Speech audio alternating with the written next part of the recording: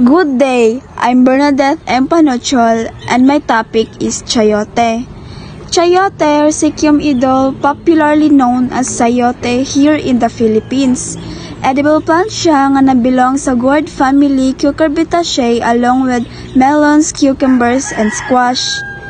The fruits are pear-shaped with thin green wrinkly skin and white flesh ranging from 10 to 20 centimeters in length. The flesh has a fairly bland taste. When we say fairly bland taste, muna siyang lack of strong or having an exciting flavor. And the texture described as a cross between potato and cucumber. Also, chayote grow in tropical and subtropical soil. Chayote prefers rich, well-drained soil. It cannot withstand waterlogging.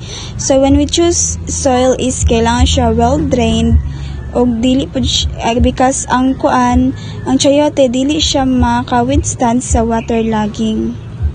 Plant chayote by selecting a mature sprouted fruit, placing it in well-drained loamy soil with the sprout facing upward. Kanang mature sprouted fruit is mao na siyang katong chayote nga nigawas na gani ang liso. So, spacing plant 3 to 5 meters apart, providing a sturdy trellis. Masupport siya sa plants nga magsaka gani. So, kailangan po siya water regularly and enriching the soil with organic matter for healthy growth.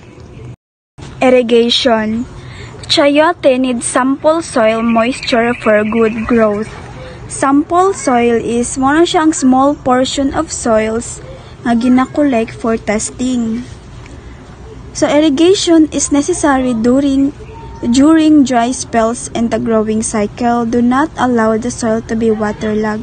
When we say growing cycle is mao na siya ang complete sequence of stages a plant from seed to maturity. Fertilization. In the home garden, chayote requires little nitrogen, but fruit yields do respond to potassium fertilization. Excessive nitrogen applications may promote vine growth at the expense of fruit yields. Excessive nitrogen may also result in flower abscission. So, too much nitrogen is bad because it will grow lots of vines but it won't produce as many fruits. So, importante nga ma-fertilize ang chayote with the right balance of nutrients. Pests and diseases. Diseases and insects are similar to those affecting squash and pumpkin. Roots of chayote are susceptible to the nematode. Ang nematode is mo siyang makadamage sa chayote roots. So the melon fly causes blemishes but do not develop on the fruit. So ang melon fly is mo na siya nagalay eggs sa chayote pero dili siya usually nagaharm sa fruits. So other insects pests include cucumber beetle, squash ladybug, and the squash vine borer.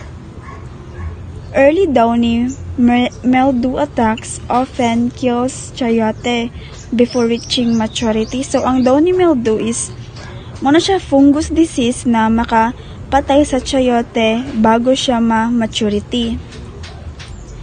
Common diseases in the tropics include Macrovillus-Shella, Cucurbiticola, and Associata fasciolorum.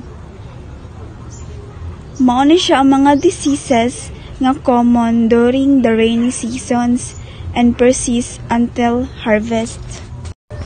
So, ang best way nga ma-avoid ang pests and diseases sa chayote is mag-use og IPM or Integrated Pest Management.